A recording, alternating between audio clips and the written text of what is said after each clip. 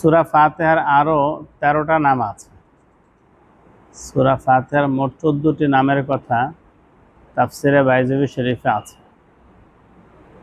এক তো সূরাতুল ফাতিহা, আরেক হলো সূরাতু উম্মুল কুরআন, তৃতীয় আসাসুল কুরআন, চতুর্থ কানজ, পঞ্চম ওয়াফিয়া, ষষ্ঠ শাফিয়া, সপ্তম সূরাতুল হামদ, অষ্টম সূরাতুল শুকর, নবম সূরাতুদ দুআ, দশম সূরাতুত তালিমিল মাসআলা, আর ১১তম হলো সূরাতুস সালাহ, ১২ সূরাতুশ শিফা, ১৩ সূরাতুশ শাফিয়া, আর ১৪ হলো সূরাতুস সাবঈল মাসানি। এই মোট ১৪টা নাম আছে সূরা ফাতিহার। বিভিন্ন রাওয়ায়াতে পাওয়া যায়। সূরাতু উম্মুল কুরআন কেন বলা হয়? এর অর্থ হলো আসল, মূল। মাকে এই জন্য বলা হয়। উম্মুন মানে মা, মূল। তো উম্মুল কোরআন, যেহেতু কুরআনে কারীমে যে বিষয়বস্তু আছে সব সূরাতুল ফাতিহার মধ্যে আছে, এজন্য যেন সূরাতুল ফাতিহা মূল হলো। কুরআনে কারীমের বিষয়বস্তুকে যদি সারসংক্ষেপ করা হয় তাহলে দেখা যাবে হয়তো আল্লাহর প্রশংসা, আল্লাহ পাকের কুদরত, আল্লাহ পাকের ওয়াহদানিয়াত, আল্লাহর প্রশংসাবাচক বিভিন্ন বর্ণনা কুরআন ভরা। আউযু বিল্লাহি মিনাশ শাইতানির রাজীম। বিসমিল্লাহির রহমানির রহিম। আলহামদুলিল্লাহি রাব্বিল আলামিন, আর রহমানির রহিম, মালিকি ইয়াউমিদ্দিন, ইয়াকা না'বুদু ওয়া ইয়াকা নাস্তাঈন, ইহদিনাস সিরাতাল মুস্তাকিম, সিরাতাল লাযীনা আন'আমতা আলাইহিম গায়রিল মাগযুবি আলাইহিম ওয়ালাদ-দাল্লিন। আমিন। সাদাকাল্লাহু মাওলানাল আযীম। আলহামদুলিল্লাহ সুম্মা আলহামদুলিল্লাহ। মহান আল্লাহ রাব্বুল আলামিনের দরবারে শুকরিয়া আদায় করছি, যিনি মেহেরবানি করে আমাদেরকে কোরআনে কারীমের তাফসিরের মজলিসে বসার তৌফিক দান করেছেন। আলহামদুলিল্লাহ।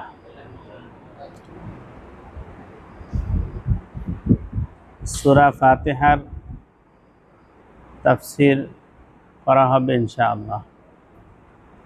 আজ হয়তো পুরা সূরা করা যাবে না, কিন্তু শুরু হবে ইনশাআল্লাহ। গত ২ রবিবার বাদিশা আমরা ভূমিকা স্বরূপ আলোচনা করেছিলাম তাফসির বিষয়ক। ১ সপ্তাহ বন্ধ ছিল। তো সূরা ফাতিহার তাফসিরের আগে আরও ২-১টি বিষয় জানা জরুরি। এক হলো সূরা কাকে বলে। সূরাতুল ফাতিহা মাক্কিয়া। তো সূরার শাব্দিক অর্থ তো একাধিক হয়। একটা সূরার এক অর্থ হলো রুতবা, মর্তবা। যেহেতু সূরাকে মুখস্থ করলে বা পড়লে তার মর্যাদা বেড়ে যায়, এই জন্য এর নাম সূরা। সূরার আরেকটি অর্থ হলো দেয়াল। সূরুল বালাদ থেকে এটা আসছে, যে শহরের চারপাশে যে দেয়াল থাকে, দেয়াল দ্বারা পুরা শহরকে ঘিরে রাখা হয়। ঠিক সূরা দ্বারা সূরার ভেতরে যে বিষয়বস্তু আছে একে ঘিরে রাখা হয়, এই জন্য একে সূরা বলা হয়। সূরার পারিভাষিক অর্থ আছে যে কোরআনে কারীমের এমন অংশের নাম যার শুরু আছে এবং শেষ আছে, এবং যা কমপক্ষে ৩ আয়াত হয়, ৩ আয়াত বিশিষ্ট হয়। সূরা হলো কোরআনে কারীমের এমন ন্যূনতম ৩ আয়াত বিশিষ্ট অংশ যার সূচনা আছে এবং শেষ আছে, একে সূরা বলা হয়। তো সূরাতুল ফাতিহা, ফাতিহা অর্থ প্রারম্ভিক, সূচনা, যার দ্বারা শুরু করা হয়। যেহেতু সূরা ফাতিহা দ্বারা কোরআনে কারীম শুরু করা হচ্ছে, বা শুরু করা হয়ে থাকে, এই জন্য সূরাতুল ফাতিহা। একইভাবে নামাজের শুরুতে সূরা ফাতিহা পড়া হয়, এর জন্য সূরা ফাতিহা নাম রাখা হয়েছে। ফাতহুন শাব্দিক অর্থ খোলা, এখানে হলো শুরু করা। বিজয় অর্থ হয় ফাতহুন, ফাতিহা মানে প্রারম্ভিক, শুরু। সূরা ফাতিহার আরও 13টা নাম আছে।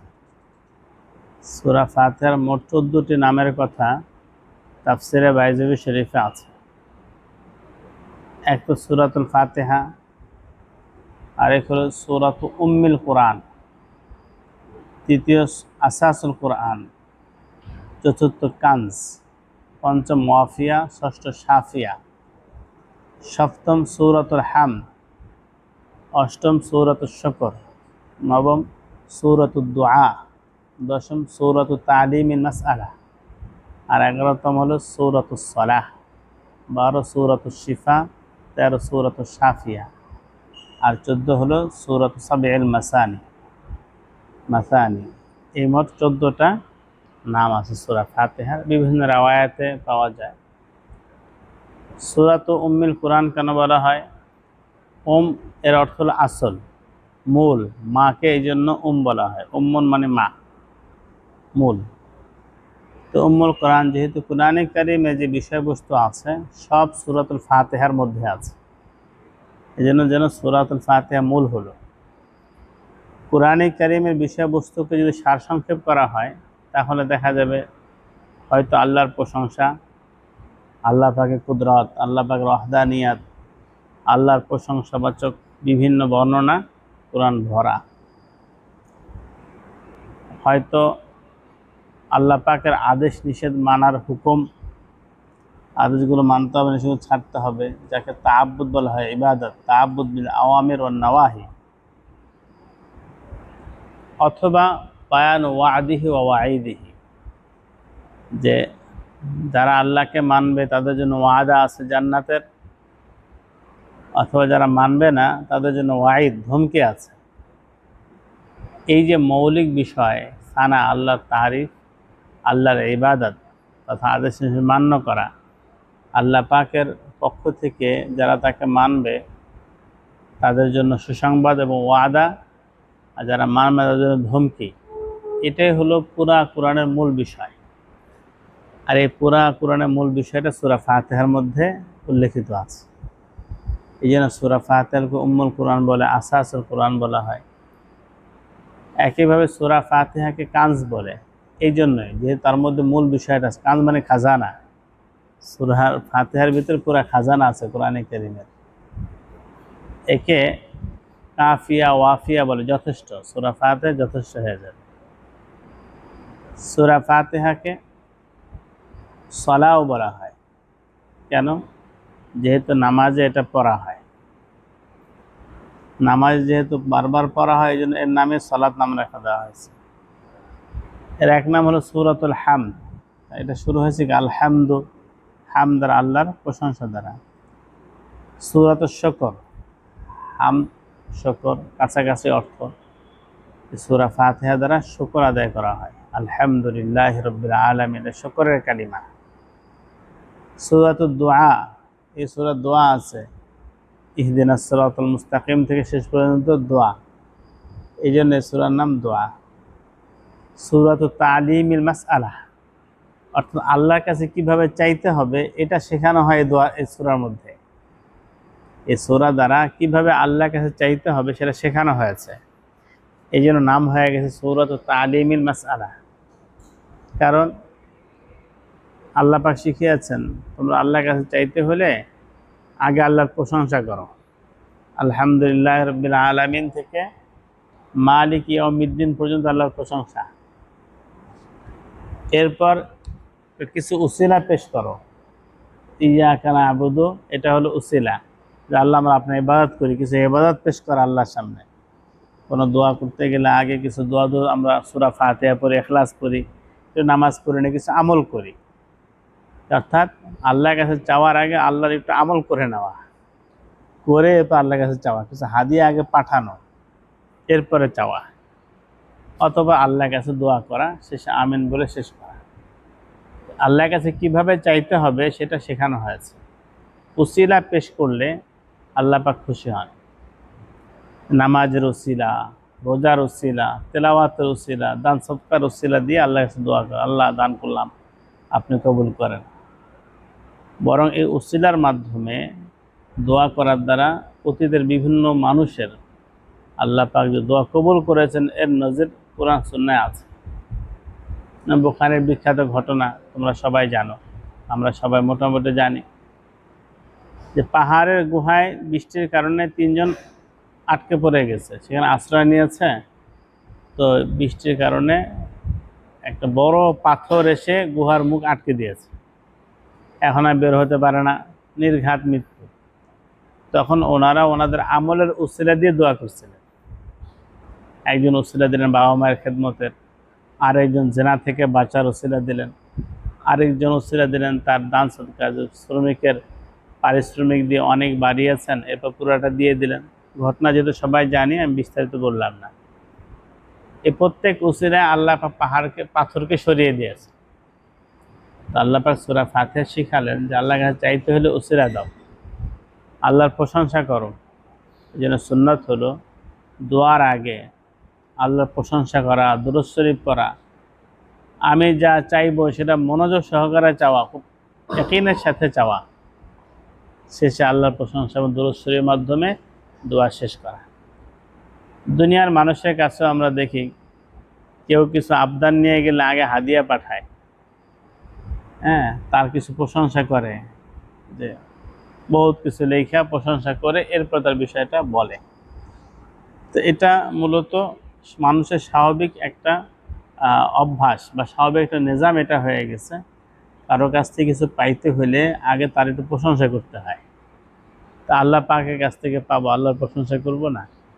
আল্লাহ পাক সূরা ফাতিহা এই তালিমুল মাসআলা তথা দরখাস্ত করার, আল্লাহর কাছে চাওয়ার এই বিধান শিক্ষা দিয়েছে। এই জন্য এর নাম তালিমুল মাসআলা। এই সূরার আরেকটা নাম হলো শাফিয়া, শেফা। হাদিস শরীফে আছে সূরাতুল ফাতিহা শিফাউম মিন কুল্লি দা ওয়া ফি রিওয়ায়াতিন শিফাউম মিন কুল্লি সুম্মিন। তো সূরা ফাতিহা এটা সকল রোগের ঔষধ, অথবা আছে সকল বিষের ঔষধ সূরা ফাতিহা। এবং বুখারীতে ঘটনাও পাওয়া যায় সূরা ফাতিহা দ্বারা যে শিফা হাসিল হয়েছে, ঘটনা পাওয়া যায়। সাহাবায়ে কেরাম রাদিয়াল্লাহু আনহুম সফরে বের হয়েছেন, তো এক এলাকায় গিয়েছেন। আগেকার দিনে সাধারণ নিজাম ছিল, কেউ কোথাও সফরে গেলে রাত হয়ে গেলে যেখানে রাত হবে সেই এলাকার মানুষ তাকে আশ্রয় দিত, খাবার দিত। আমরা ছোট সময় দেখতাম বাড়ির সামনে একটা কাচারি ঘর থাকতো। কাচারি ঘর কেন? যেহেতু এক অপরিচিত মানুষকে ভেতরে নেওয়া যায় না, এই জন্য রাত হয়ে গেছে কোথায় যাবে, আচ্ছা কাচারি ঘরে থাকো, খাবার দাবার দেওয়া হতো। সরাইখানা হতো অনেক দূরে দূরে, তো সব জায়গাতে সরাইখানা ছিল না, এই কাচারি ঘরে বা বাহির ঘরে মানুষকে রাখা হতো, খাবার দেওয়া হতো। তো ওই সময় এটা নিজাম ছিল। তো সাহাবায়ে কেরাম রাদিয়াল্লাহু আনহুম এক এলাকায় গেলেন, কিন্তু ওই এলাকার লোকজন থাকতেও দিল না, খাইতেও দিল না। তো সাহাবায়ে কেরাম আর পিরাপিরি না করে বা প্রার্থনা না করে ওনারা ওই লোকালয়ের বাইরে তাঁবু গেড়ে শুয়ে আছে। মাঝ রাতে সেই কওমের কিছু লোক এসেছে, তোমাদের মধ্যে কেউ বিষ নামাতে পারে এমন আছো?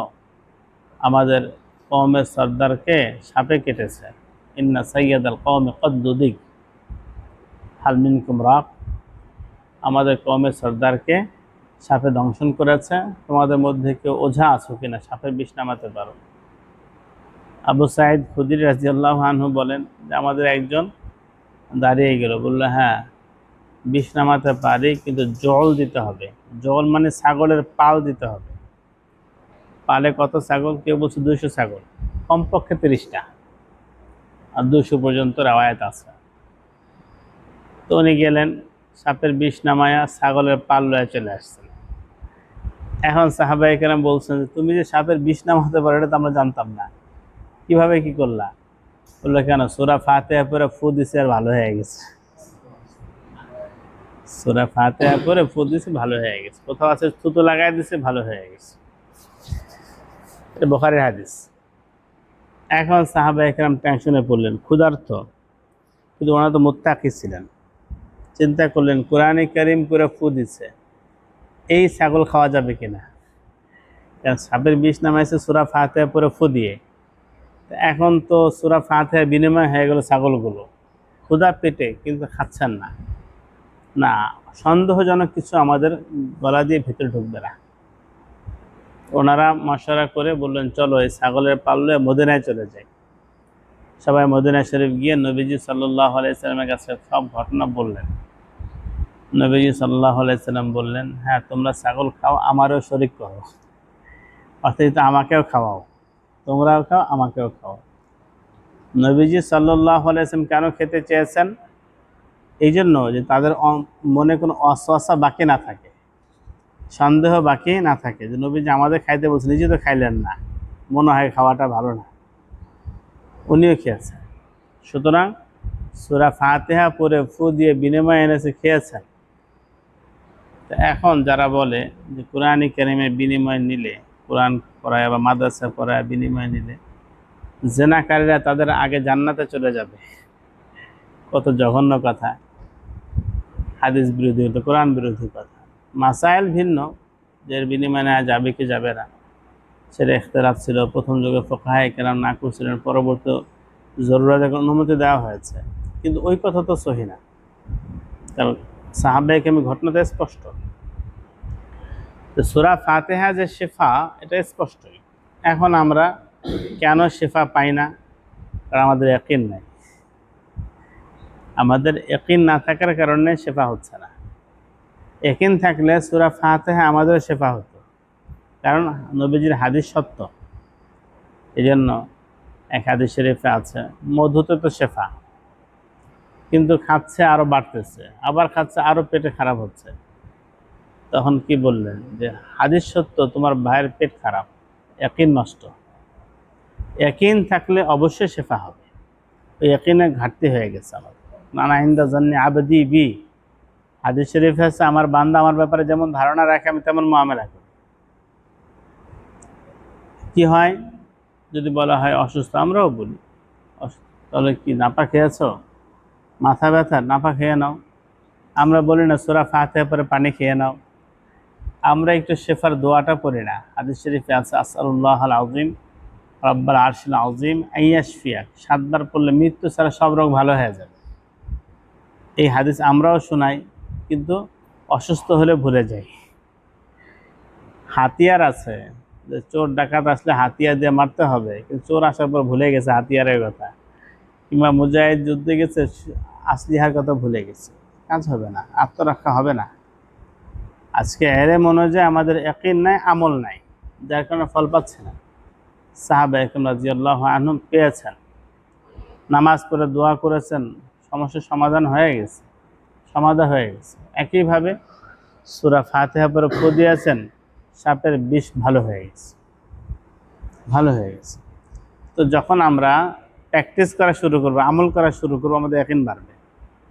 এখন তো নিয়ত করি প্রথমে ডাক্তার না, প্রথমে কোরআন সুন্নাহর আমল করবো ইনশাআল্লাহ, এরপর সুন্নাত হিসাবে ডাক্তার। এখন যদি নাকি আমরা আমল না করে ডাইরেক্ট ডাক্তারের কাছে যাই, মনে হবে কি ডাক্তার ভালো করে দিচ্ছে, নাউজুবিল্লাহ। আর যদি আমল করার পরে সুন্নাত হিসাবে যাই, তার মনে হবে আমলের কারণে ভালো হয়েছে, আমার আল্লাহ আমাকে ভালো করে দিয়েছে, আমি সূরা ফাতিহা পরে পানি খেয়েছিলাম এই জন্য ভালো হয়ে গেছে, আমি যে 2 রাকাত নামাজ পড়ে কেঁদেছিলাম এই জন্য ভালো হয়ে গেছে। অনেক মৃত্যু পথযাত্রী রোগী কান্নাকাটির ফলে আল্লাহ ভালো করে দিচ্ছে। ডাক্তাররা ডেট ওভার, শেষ, খাওয়া যা ইচ্ছা খাওয়ায় দাও বলে দিয়েছে, খাওয়াও ভালো মন্দ, কিন্তু আল্লাহ পাক বাঁচায় রাখছেন। কেন? ইয়াকিন কার উপরে? জিগার মুরাদাবাদ রহমতুল্লাহ আলাইহি খুব বেশি অসুস্থ হয়ে গেলেন। কারণ ছিল কি? উনি মদ করছিলেন, খুব বেশি শরাব পানে অভ্যস্ত ছিলেন। যখন খাজা আইজুল হাসান মজদুব রহমতুল্লাহ আলাইহির বন্ধু ছিলেন, মজদুব রহমতুল্লাহ আলাইহির জীবনে পরিবর্তন আসলো, থানিব রহমতুল্লাহ সোহবতে গিয়ে ওনার জীবনে পরিবর্তন আসলো। আর একজন মানুষের দিলে যখন শান্তি থাকে, আশপাশ ওলারা টের পায়। তার জীবনের পরিবর্তন দেখে বুঝতে পারে আরে এই লোকটা কত শান্তিতে আছে, আমি কত অশান্তিতে। তো বলে তুমি যে হুজুরের কাছে যা আমার নিয়ে যাইবা? বললো হ্যাঁ চলো। আমার তো ওইটা নিয়ে যেতে হবে, আমি তো মদ ছাড়া থাকতে পারবো না, ওই জিনিসটা নিয়ে যেতে হবে। বললো এটা নিয়ে তো যাওয়া যাবে না, আচ্ছা আমি আলাপ করে দেখব। থানভী রহমতুল্লাহের কাছে যখন খাজা সাহেব গেছেন, কথা প্রসঙ্গে বললেন যে আমার বন্ধু বড় কবি জিগার মুরাদাবাদী ভারতের বড় কবি ছিলেন, তিনি আসতে চেয়েছিলেন কিন্তু ওই জিনিসটা নিয়ে আসতে চাচ্ছে, মদের বোতলটা। আপনি কি বলেছেন?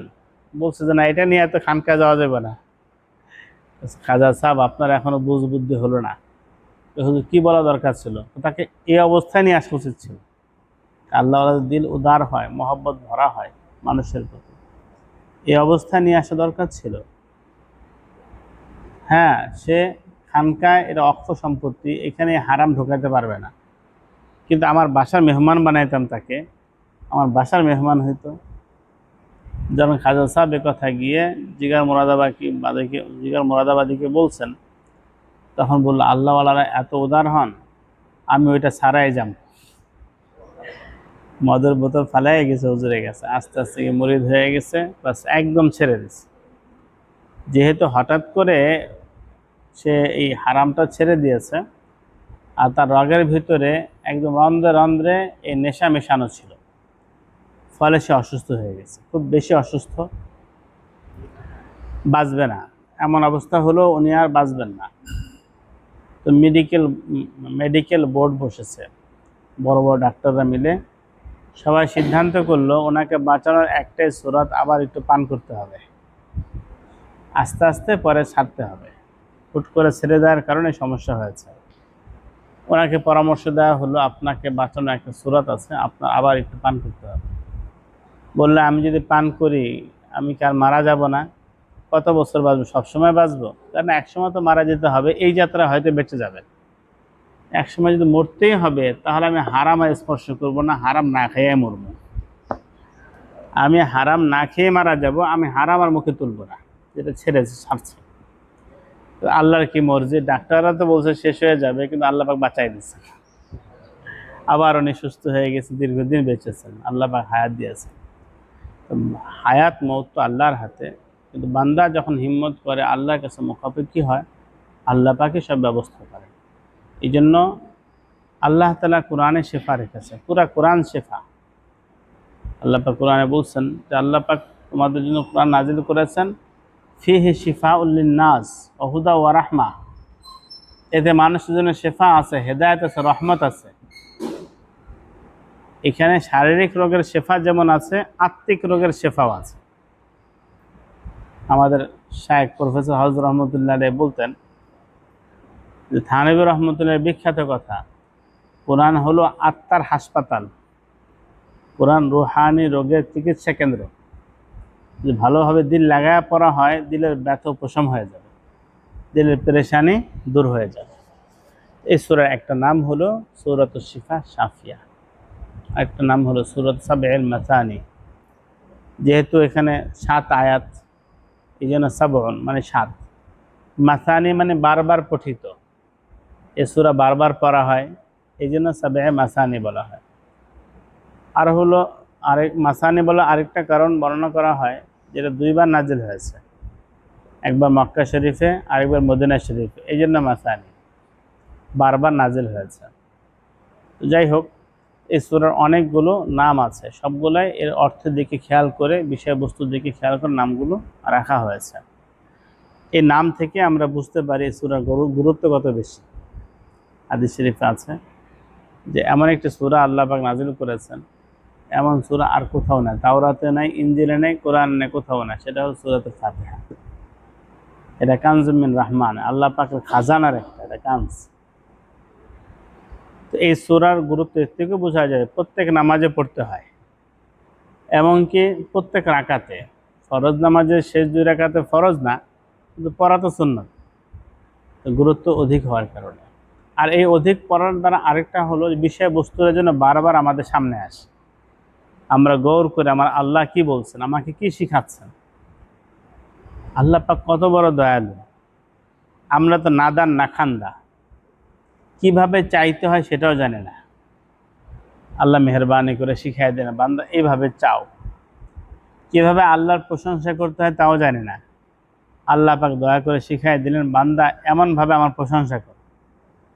আর প্রশংসার ভিতরে আল্লাহ পাকের বরত্ব, আল্লাহর তৌহিদ, আল্লাহ পাকের মহা ক্ষমতা এসে গেছে এই প্রশংসার ভিতরে। আমরা ইনশাআল্লাহ তাফসীরে শুনবো। তো সূরাতুল ফাতিহা এটা মক্কায় নাজিল হয়েছে এবং বলা হয় সম্পূর্ণ সূরা এটাই প্রথম নাজিল হয়েছে, একদম পুরো সূরা একসাথে। এর আগে মুজাম্মিল, মুদ্দাসসিরের কিছু অংশ, সূরা আলাকের কিছু অংশ নাজিল হয়েছে প্রথমে, কিন্তু পূর্ণাঙ্গ সূরা হিসেবে সূরা ফাতিহা প্রথম এসেছে। এটা অনেকেই লিখেছেন, বলেছেন। সূরা ফাতিহার শুরুতে আমরা আউযু বিল্লাহি বিসমিল্লাহ পড়লাম। আউযু বিল্লাহ মূলত কোরআন শরীফ যখন পড়া শুরু হবে তখন এটা পড়া আল্লাহর হুকুম। ওয়া ইযা ক্বারাআতাল কুরআনা ফাসতাইয বিল্লাহি মিনাশ শাইতানির রাজিম। যখন তুমি কোরআন পড়ো তখন বিতাড়িত শয়তান থেকে আল্লাহর কাছে আশ্রয় কামনা করো, কারণ শয়তান তো খালি ধোঁকা দিতে থাকবে। আল্লাহর আশ্রয় গিয়ে কোরআন পড়ো, আল্লাহ আমি আপনার কালাম পড়ছি, শয়তানের ধোঁকা থেকে আমাকে বাঁচান। আউযু বিল্লাহি মিনাশ শাইতানির রাজিম। এটা কোরআন তেলাওয়াতের সময় যেমন এটা সুন্নাত, ঠিক অনেক ক্ষেত্রে আউযু বিল্লাহ পড়া সুন্নাত। যখনই কোনো ওয়াসওয়াসা মনে হবে যে শয়তানের পক্ষ থেকে ওয়াসওয়াসা আসছে, তখন আউযু বিল্লাহি মিনাশ শাইতানির রাজিম। গুনাহের কোনো পরিস্থিতি সামনে আসলে আউযু বিল্লাহি মিনাশ শাইতানির রাজিম এটা এগুলো পড়া মুস্তাহাব, যে নিজেকে আল্লাহর হাওলা করে দেওয়া। আমরা কি করি, দুনিয়ার কোনো বড় দুশ্মন এসে গেছে, এখন তার সাথে আমি পারবো না, আমি এর চাইতে বড় করে হাওলায় চলে যাই, বলে দিই যে আমাকে পানা দেন, আশ্রয় দেন, কারণ আমার দুশ্মন আসতেছে, আমাকে মেরে ফেলবে। ঠিক শয়তান তো ভয়ানক, সুতরাং এই শয়তানের সাথে আমি পারবো না, কিন্তু আমার মালিক তো শয়তানেরও মালিক, সুতরাং সাথে সাথে আল্লাহর আশ্রয়ে চলে যায়। ছোট বাচ্চা দেখা যায় একাকী থাকলে কত ভয় পায়, মুরগি দেখে ভয় পায়, কাক দেখে ভয় পায়, দৌড় দিয়ে মায়ের কাছে চলে যায়, বিড়াল দেখলে ভয় পায়। কিন্তু যখন মায়ের আশ্রয়ে চলে যায়, ঝাঁপায়া পড়ে, তখন নিরাপদ হয়ে যায়। মুরগির বাচ্চাগুলো যার যার মনে খেতে থাকে, ই করতে থাকে, যে উপরে কাক দেখে তার মায়ের ডানার নিচে গিয়ে আত্মগোপন করে, একদম লুকায়া যায়, মায়ের ডানার নিচে সবগুলো একসাথে গিয়ে আশ্রয় নেয়। আল্লাহু আকবার। আল্লাহ পাক তাদেরকেও আত্মরক্ষার কৌশল শিখিয়েছেন, কারণ মুরগির বাচ্চাগুলো এর পাশ দিয়ে গরু হাইটা যায়, যেটা তার চাইতে কত গুণ বড়, ভয় পায় না, লুকায় না, কিন্তু উপরে অনেক উপরে কাক দেখলে লুকায়া যায়। আল্লাহ পাক তাকে এই বুদ্ধি দিচ্ছেন যে গরু তোমার দুশ্মন না, ওই কাক তোমার দুশ্মন। ফলে সে কাক দেখলে মায়ের আঁচলে লুকায়, চিল দেখলে লুকায়, গরু দেখলে লুকায় না। আমরা বুঝলাম না, আমরা আজকে নফস শয়তানের ধোঁকা থেকে আল্লাহর আশ্রয়ে যাচ্ছেন। এই যে দুশ্মন, এই বোধ আমাদের নাই। নফস শয়তান, খারাপ বন্ধুরা, মোবাইল আমাদের দুশ্মন, এটা আমরা বুঝতেছি না, এগুলো আমাদের দুশ্মন। এই বুঝ বুদ্ধি না হওয়ার কারণে আজকে আমরা ক্ষতিগ্রস্ত হচ্ছি। তো প্রকৃত মুমিন কি হবে, যখন শয়তানের অস্বস্তি অনুভব হবে তখন সে আল্লাহর কোলে ঝাঁপায় পড়বে, আল্লাহর আশ্রয়। আউযু বিল্লাহি মিনাশ শাইতানির রাজিম, লা হাওলা ওয়ালা কুওয়াতা ইল্লা বিল্লাহ। আল্লাহ আপনি ছাড়া আর কোনো শক্তি নাই বাঁচার, আমার কোনো সামর্থ্য নাই, আল্লাহ আপনি বাঁচান, আমি আপনার আশ্রয়ে গেলাম। আউযু বিল্লাহি মিনাশ, আউযু মানে আশ্রয় প্রার্থনা করা, আউযু বিল্লাহ আমি আল্লাহর আশ্রয় সঁপে দিচ্ছি নিজেকে, মিনাশ শাইতানির রাজিম বিতাড়িত শয়তান থেকে। তো মুমিনের দিলে শুধু জবানে থাকবে না, কথা দিলে থাকবে আমি আল্লাহর আশ্রয়ে যাচ্ছি। তেলাওয়াতের আগে সে আল্লাহর আশ্রয়ে যাবে, গুনাহের অস্বস্তি অনুভব হলে আল্লাহর আশ্রয়ে যাবে, সে আল্লাহর কোলে ঝাঁপায়া পড়বে, আল্লাহর কুদরতের কোলে সে ঝাঁপায়া পড়বে। এটা রুহানিভাবে হবে। জবানে বললাম আউযু বিল্লাহি মিনাশ শাইতানির রাজিম, এটা দোয়া না, এটা তো দোয়া। দোয়াটা দিল থেকে হইতে হয়, শুধু জবানে না। আমাদের সব কিছু জবানে এসে গেছে, দিলে না। আউযু বিল্লাহ কোরআন পড়ার শুরুতে যেমন আমরা পড়ব, ঠিক আমরা যে কোনো নেক আমলের শুরুতে পড়ব। আর শয়তানের ওয়াসওয়াসা অনুভব হলে, গুনাহের কোনো সুযোগ সামনে এসে গেলে, তখন আউযু বিল্লাহ পড়ে আল্লাহর আশ্রয়ে চলে যাব, যে নফস শয়তান আমাদেরকে নাগাল পেতে না পারে। এনে প্রসঙ্গত যেখানে আশ্রয়তে বলে দিই, আল্লাহর ওলি যারা হন তারা আল্লাহ পাকের মহব্বতের গভীরে ডুবে থাকেন। তারা আল্লাহর মহব্বতের গভীর পানির মাছ, যেটা জালালউদ্দিন রুমি রহমতুল্লাহ বলছেন যে আল্লাহ পাকের মহব্বতের মানুষরা মাহিয়ানে কারে দরিয়ায়ে জালাল, আল্লাহ পাকের গভীর দরিয়ার মাছ তারা মাহিয়ান। তো গভীর দরিয়ার মাছ কেন বললেন? কারণ হলো মাছ যদি অল্প পানিতে থাকে, পানি গরম হয়ে সে অস্থির হয়ে যাবে, গরম পানি ছটফট করবে। আবার দেখা যাবে যে কোনো ছোটো বাচ্চাও যখন দেখবে যে একটা অল্প পানিতে মাছ নড়াচড়া করতেছে, গিয়ে ধরে ফেলবে, এর জান নিরাপদ না, অনিরাপদ হয়ে যায়। গভীর পানির মাছ যখন কোনো কারণে উপরে চলে আসে, চিল শকুন বা কেউ আসলে ধরতে এক ডুব দিয়ে ভিতরে চলে যায়, আর তার নাগাল পায় না, আর সে গভীর পানিতে শীতলতার মধ্যে থাকে, শান্তিতে থাকে। ঠিক আল্লাহ পাকের গভীর মহব্বতওয়ালারা সবসময় শান্তিতে থাকে। কখনো কোনো কারণে এই গুনাহের কাছে এসে গেল যখন অনুভব হয়, আবার ইস্তেগফার করে আউযুবিল্লাহ বলে আল্লাহর মহব্বতে গভীর ডুব দিয়ে দেয়, নিরাপদ হয়ে যায়, নফস শয়তান তাকে ধরতে পারে না, ছো মারতে পারে না। এই জন্য আল্লাহ পাক আমাদেরকে আল্লাহর মহব্বতের গভীর পানি মাছ হওয়ার তৌফিক দান করে। তো আউযুবিল্লাহি মিনাশ শাইতানির রাজিমের মূল হলো নিজেকে আল্লাহর আশ্রয় সঁপে দেওয়া। কার থেকে? দুশমন থেকে। কারণ হলো আল্লাহ পাক আমাদের সবচেয়ে আপন এবং তিনি মহাশক্তিধর। তার আশ্রয় কেউ যদি যায়, আল্লাহ পাক তার জন্য যথেষ্ট হয়ে যায়। এই জন্য হাদিস শরীফে আছে, কেউ যদি বিসমিল্লাহি তাওয়াক্কালতু আলাল্লাহ বলে ঘর থেকে বের হয়, তখন এলান হতে থাকে হুদিতা কুফিতা ওয়াকিতা, তোমাকে হেদায়েত দেওয়া হলো, তোমার জন্য যথেষ্ট হয়ে গেল, তোমাকে বাঁচানো হলো। আর শয়তান আফসোস করে বলতে থাকে, এই লোকটাকে আজকে ধোঁকা দিতে পারলাম না। কেন? সে আল্লাহর আশ্রয়ে চলে গেছে। ইব্রাহিম আলাইহিস সালামকে সবাই মিলে মেরে ফেলবে, কত কিছু করবে, কিন্তু উনি আল্লাহর আশ্রয়ে নিজেকে সঁপে দিচ্ছেন, আল্লাহ পাক বাঁচায় দিচ্ছে। বান্দা যখন আল্লাহর আশ্রয়ে নিজেকে সঁপে দেয়, আল্লাহ পাকেই তার জন্য যথেষ্ট হয়ে যান। ওমাইয়া তাওয়াক্কাল আলাল্লাহ ফাহুয়া হাসবুহ। বিসমিল্লাহির রহমানির রহিম। বিসমিল্লাহির রহমানির রহিম এটা মূলত সূরা নামলের একটি আয়াত, সূরা নামলের আয়াত, কোরআনের অংশ। হযরত সুলাইমান আলাইহিস সালাতু ওয়াস সালাম যখন হুদহুদ পাখির মাধ্যমে জানতে পারলেন সাবা সাম্রাজ্যের মানুষগুলো সূর্যের পূজা করে, এক আল্লাহকে মানে না, এবং সেখানের শাসক একজন সম্রাজ্ঞী বিলকিস, তো হুদহুদ পাখির এই দরদ মাখা বার্তা সুলাইমান আলাইহিস সালামকে ব্যথিত করল। এত বিশাল এক জাতি আল্লাহকে মানে না, সূর্যের পূজা করে, এদেরকে দাওয়াত দেওয়া দরকার। প্রথমে উনি চিঠি পাঠালেন হুদহুদ পাখির মাধ্যমে। চিঠি নিয়ে যখন রাখা হলো তার অন্দর মহলে, সে বিলকিস যখন ঘুম থেকে উঠে চিঠিটা পাইল, দেখলো সেখানে লেখা আছে, ইন্নাহু মিন সুলাইমানা ওয়া ইন্নাহু বিসমিল্লাহির রহমানির রহিম আল্লাহ তাআলু আলাইয়া ওয়াতুনি মুসলিমিন। যে এই চিঠি ইন্নাহু মিন সুলাইমান, সুলাইমানের পক্ষ থেকে, ওয়া ইন্নাহু বিসমিল্লাহির, এবং নিশ্চয় এটা বিসমিল্লাহির রহমানির রহিম, পরম করুণাময় অতিশয় দয়ালু আল্লাহর নামে শুরু হচ্ছে চিঠিটা। আল্লাহ তাআলু আলাইয়া, বাড়াবাড়ি করবা না, মুসলমান হয়ে চলে আসে, মুসলমান হয়ে যায়, সব সাম্রাজ্যের সবাইকে ইসলামের দাওয়াত দিয়ে দিলেন। ওই চিঠির শুরুতে বিসমিল্লাহ ছিল, এই জন্যই বলা হয় চিঠি লেখার শুরুতে বিসমিল্লাহির রহমানির রহিম লেখা। এটা কোরআনের আম্বিয়া কেরামের সুন্নাত, নবীজিরও সুন্নাত। আর কোনো বক্তব্যের আগে বাইশের আগে আল্লাহর পাকের প্রশংসা করা এটা সুন্নাত। তো বিসমিল্লাহির রহমানির রহিম লিখে চিঠি লিখছিলেন, আর ওইটা সূরা নামলে আছে বিসমিল্লাহির রহমানির রহিম।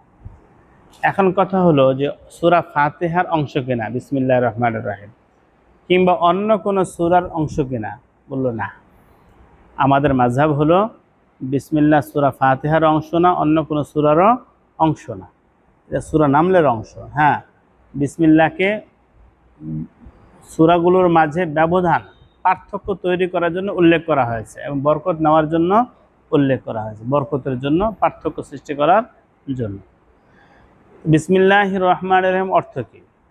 আমরা তো রহমান রহিমের ব্যাখ্যা ইনশাআল্লাহ সূরা ফাতিহা করব, এখানে রহমান রহিমের ব্যাখ্যা আমরা করব না, ভিতরে ঢুকে সূরা ফাতিহা তাফসীরই করব ইনশাআল্লাহ। শুধু বিসমিল্লাহ আলোচনা করে শেষ করছি আমি। বা দুই অর্থে আসে এখানে, সাহায্য প্রার্থনার অর্থে আর বরকত হাসিলের অর্থে। অনেক অর্থ আছে, এখানে দুইটা অর্থ হবে। বিসমিল্লাহির রহমানির রহিম অর্থাৎ আল্লাহ তাআলার নামে, ইসমুন মানে নাম, আল্লাহর নামে, যিনি রহমান রহিম তার নামে, তার মানে তার নামের সাহায্যে শুরু করছে, অথবা তার নামের বরকত নিয়ে শুরু করছে। এখন বিসমিল্লাহির রহমানির রহিম এখানে শুরু করা শব্দটা উল্লেখ নাই, আছে হলো পরম করুণাময় অতি সাদুল আল্লাহর নামে, এতটুকু আছে। আল্লাহর নামে কি? এটা হলো উজ্জ্ব আছে, লুকায়িত আছে। এটা আরবিতে এভাবে বললে এটা সুন্দর হয়। উজ্জ্ব আছে, সেটা কি লুকায়িত আছে এখানে? উজ্জ্ব আছে, আমি যে কাজটা শুরু করব ওই কাজের যে ক্রিয়া আছে সেটা এখানে লুকায়িত আছে। যেমন আমি খাওয়া শুরু করব, বললাম বিসমিল্লাহির রহমানির রহিম, তার মানে হলো বিসমিল্লাহির রহমানির রহিম আকুলু, আমি পরম করুণাময় অতি সাদুল আল্লাহর নামেই খাচ্ছি। আমি চলা শুরু করব বিসমিল্লাহির রহমানির রহিম, পরে আজহাবু বা আমশি, আমি পরম করুণাময় অতি সাদুল আল্লাহর নামেই চলা শুরু করেছি। এভাবে বিসমিল্লাহির রহমান, আমি মানে কোনো একটা কাজ শুরু করব, ধরুন আমি লেখা শুরু করলাম, বিসমিল্লাহির রহমানির রহিম আক্তুবু, আমি পরম করুণাময় অতি সাদুল আল্লাহর নামেই লিখছি।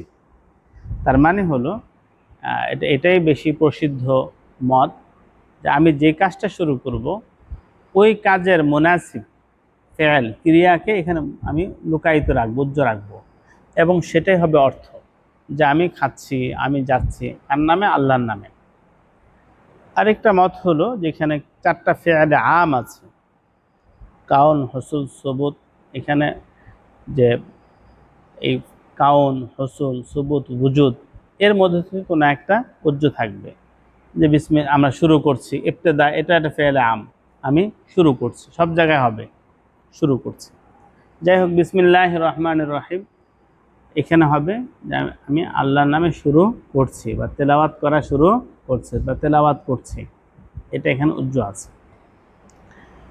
বিসমিল্লাহির রহমানির রহিম এটা প্রত্যেক ভালো কাজের শুরুতে বলা সুন্নাত, প্রত্যেক, কিন্তু হারাম কাজের শুরুতে বলা হারাম। হারাম বিসমিল্লাহ দ্বারা শুরু করলে ওটা হারাম হবে, কখনো কখনো কুফরি হয়ে যায়, আল্লাহর নামে গুনাহ শুরু করা যায়। এখন দেখা যায় এটা অনেকেই বোঝে না, সুদী প্রতিষ্ঠান চালু করবে, সুদী প্রতিষ্ঠানের উপরে বিসমিল্লাহ লেখা রাখছে, হারাম কাজ শুরু করতেছে বিসমিল্লাহ দিয়ে, জুয়া আসর খেলা বিসমিল্লাহ দিয়ে শুরু করতেছে মানুষ, আরে কত বড় বুজুর্গ হয়ে গেছে, বিসমিল্লাহ দিয়ে শুরু করলো। হারাম বিসমিল্লাহ দিয়ে শুরু করলে অনেক ক্ষেত্রে কুফরি হয়ে যায়, হারাম হারাম হয়ে যায়।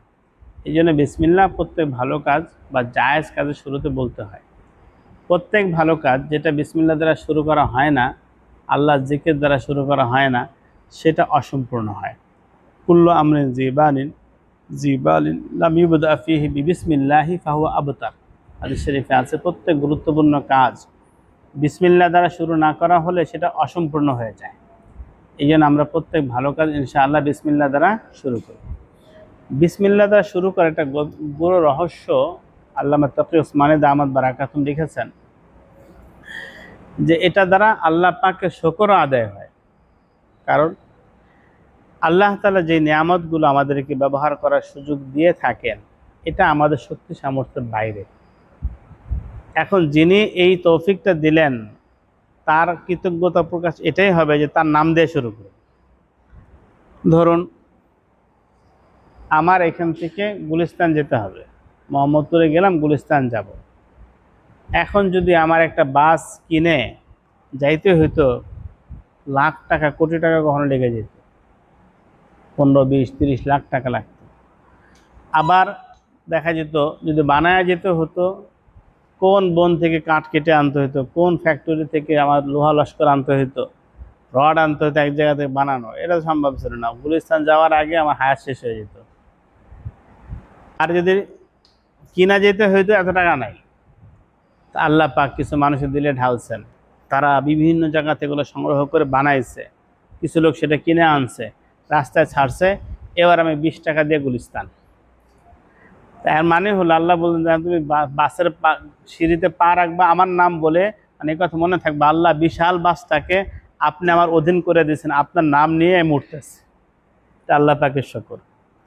খাবার খাবো, এখন কোনো খাবার সেই উত্তরবঙ্গের নওগাঁর ক্ষেতে ধান হয়েছে, ওই ধান ফলানোর জন্য আল্লাহ পাক কত মাখলুক ব্যবহার করছেন, সেখান থেকে ঢাকায় আনাইছেন, রান্না বাড়া করে আমার প্লেটে দিয়েছেন যে আল্লাহ পাক আমি যখন বিসমিল্লাহ বলে শুরু করবো আল্লাহ পাক শুকর আদায় হয়। আর বিসমিল্লাহ বলে শুরু করলে আল্লাহ পাক বরকত দিয়ে দেয়, খাবারে বরকত হবে। যেই কাজ বিসমিল্লাহ দ্বারা শুরু হয় সেখানে শয়তান ক্ষতি করতে পারে না। যেমন ঘরে ঢুকবো বিসমিল্লাহ বলে ঢুকলে শয়তান ঢুকতে পারে না। হাদিস শরীফে আছে মানুষ যখন বিসমিল্লাহ বলে ঘরে ঢুকে তখন শয়তান ঘরে ঢুকতে পারে না, মাথা চাপড়ায়, বললা মাবিত লাকুমুল ইয়াউম ফি হাদাল বাইত, আজকে এই ঘরে থাকার আর তোমাদের সুযোগ হইল না। ঘরে সে একা ঢোকে না, কেউ ঢুকতে গেলে তার সাথে ঢুকে। এই জন্য আমাদের বাচ্চাদেরকেও শিখিয়ে দেবো ঘরে ঢোকার সময় বিসমিল্লাহ বলে ঢুকবা, তাহলে শয়তান আসতে পারবে না। এখন ঘরে ঘরে ঝগড়াঝাঁটি অশান্তি কেন? প্রত্যেকে একটা করে শয়তান ঘরে ঢোকার সাথে, সে ঢুকে সাথে শয়তানও ঢুকে, ভিতরে গিয়ে লাগায় ঝগড়া। আর যদি শয়তানটাকে বাইরে রেখে ঢুকতো তাহলে ঘরে অশান্তি হতো না। বাইরে রেখে কীভাবে ঢুকবে? সবাই বিসমিল্লাহ বলে ঢুকবে, শয়তান বাইরেই থাকতো, ভিতরে আসতে পারতো না। ঘরটা জান্নাত হতো, জান্নাতে শয়তান ঢুকতে পারে না, ঘরটা জান্নাত হতো। ঠিক যখন খাবার খাওয়া শুরু করে আর বিসমিল্লাহ বলে খাবার খায় তখন ওই খাবারে শয়তান শরীক হতে পারে না। বললা তাআমা লাকুমুল ইয়াউম ফি হাদাল বাইত, আজকে এই ঘরে খাবার খাওয়া হলো না তোমাদের।